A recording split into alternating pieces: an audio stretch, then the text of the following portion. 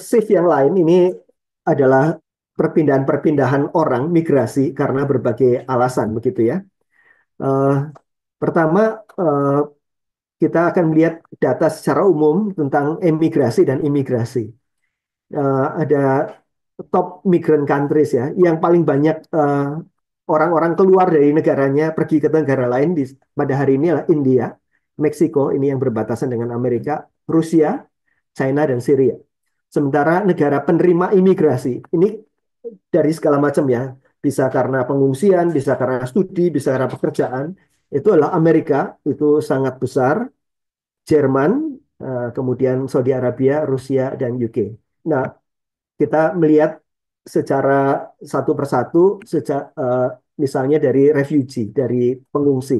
Kita melihat ada top receiving countries dan top sending countries ya. Syria ini orang-orang Syria ada di banyak sekali tempat di Eropa, di Turki dan lain-lain. Jadi kalau kita melihat data ini kita bisa memikirkan kalau kita mau menjangkau orang-orang Afgan misalnya, orang-orang Syria, orang-orang Myanmar, kita bisa menjangkau mereka di tempat di mana mereka mengungsi. Itu mereka punya eh, kebutuhan multidimensi di mana kita bisa berbagian untuk menjadi berkat bagi mereka di luar tempat di mana mereka berada. Tempat-tempat di mana mereka datang ada Turki, Kolombia, Uganda, Pakistan, dan juga Jerman.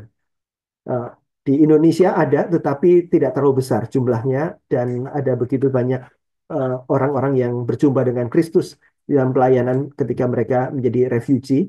Saudara-saudara yang tinggal di dekat tempat refugee ini bisa mulai memikirkan baik sebagai gereja atau sebagai lembaga misi untuk menjangkau orang-orang ini. Ya, kita tidak perlu datang ke Iran misalnya, tidak perlu datang ke Syria, mereka datang ke tempat kita dan kita bisa memikirkan bagaimana membagikan kabar baik kepada mereka.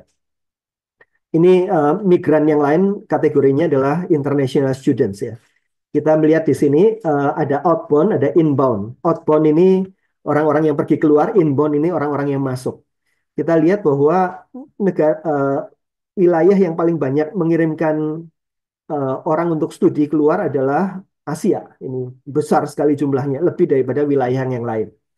Dan yang paling banyak menerima adalah Eropa di sini yang warnanya hijau, warnanya biru muda. Yang warnanya biru tua ini adalah Amerika, North America.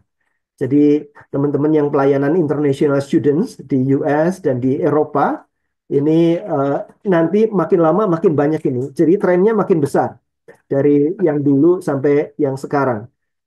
Makin banyak orang-orang yang pergi keluar untuk studi eh, karena secara ekonomi juga apalagi Asia sedang terus meningkat. Jadi pelayanan international students ini memberikan opportunity untuk eh, menolong orang-orang dari berbagai negara Asia untuk juga berjumpa dengan Injil di sana. Ini adalah top receiving dan sending countries dari sisi students ya. Yang paling banyak menerima tetap sama US, UK gitu ya, Australia, Jerman, Kanada, France.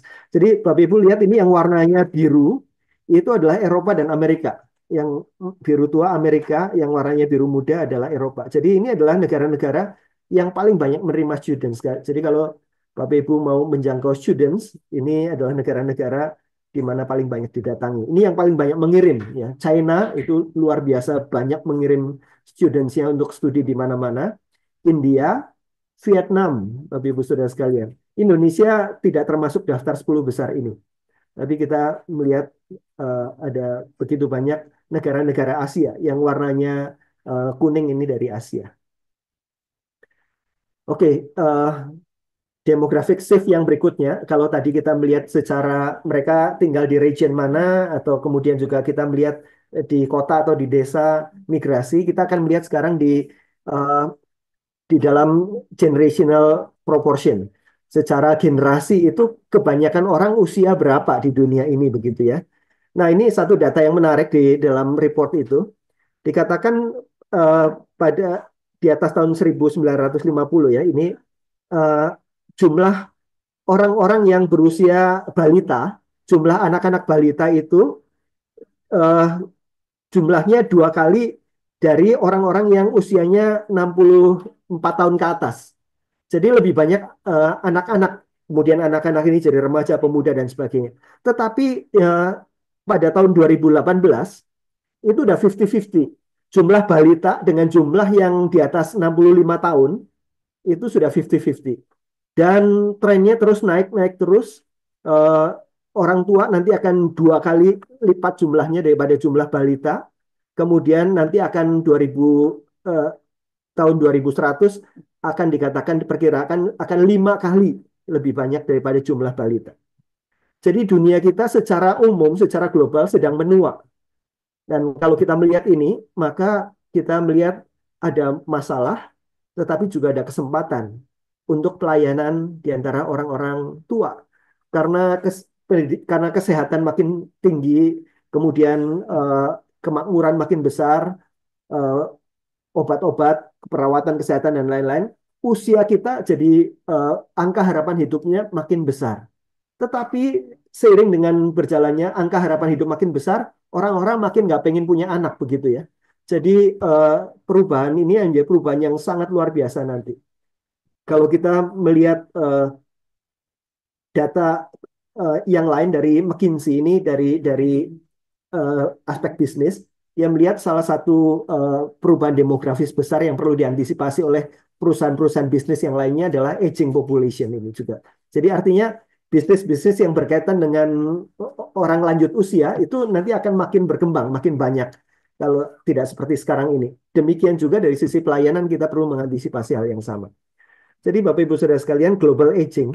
Nah, kita banyak mendengar ya tentang kita harus memperhatikan generasi muda dan sebagainya, which is true. Kita perlu memperhatikan generasi muda. Tetapi kita juga melihat eh, demographic trend yang sangat besar tentang global aging ini. Jadi karena banyak perkembangan-perkembangan ini, banyak orang akan tetap hidup segar di atas usia 70, masih bisa melakukan ini dan itu. Nah, Bapak Ibu Saudara sekalian, eh, ada satu satu gerakan yang menarik ya di US, eh, yang namanya finishers. Itu mereka justru mengutus utusan-utusan Injil lintas budaya itu dari orang-orang yang sudah pensiun ini.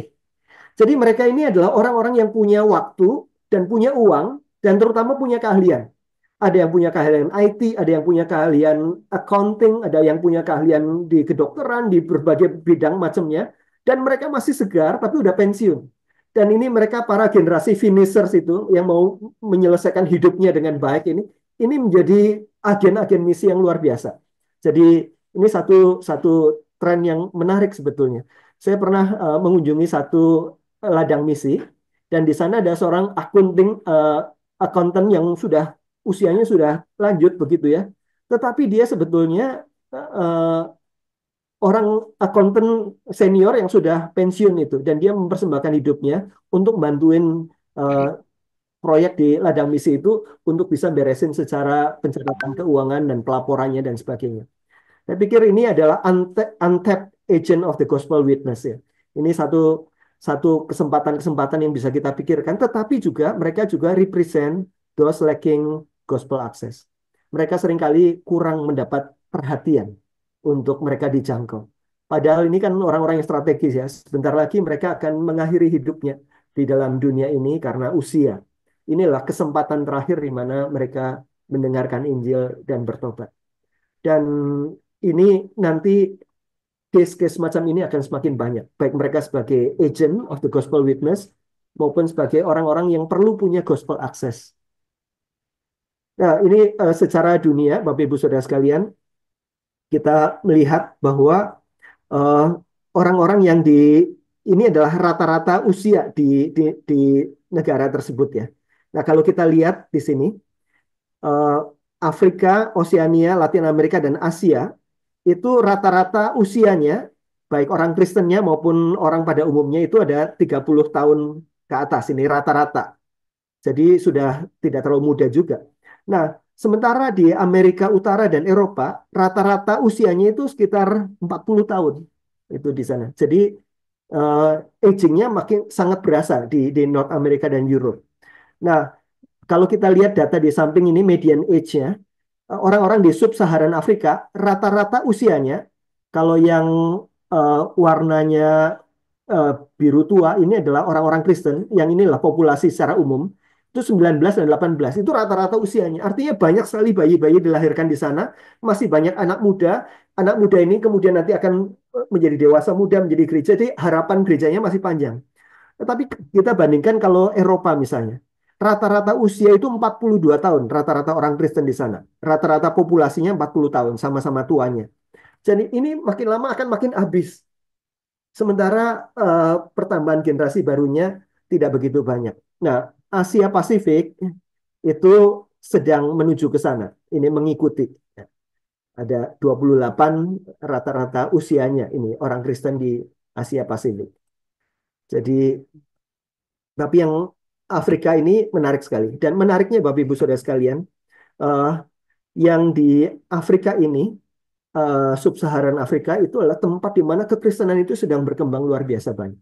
Jadi nanti makin mereka punya banyak anak begitu ya, juga populasi kekristenan juga akan bertambah. Dia akan mendapat keuntungan dari demografi muda maupun dari pertambahan penduduk karena kelahiran. Eh, Kemudian sementara kita di Asia, juga Latin Amerika, Oseania itu sedang terus menurun, tetapi yang menarik di Latin Amerika, Asia dan Oseania termasuk di kita ini, orang-orang yang usianya 15 tahun, kalau tadi kalau ngitungnya di bawah balita, tetapi kalau kita extend sampai 15 tahun, itu masih lebih banyak daripada yang 65 tahun ke atas. Jadi masih ada banyak penduduk mudanya begitu ya di Asia ini juga, apalagi di Indonesia. Sedangkan di Amerika Utara dan Eropa ini sudah declining ya, secara jumlah maupun secara generasi.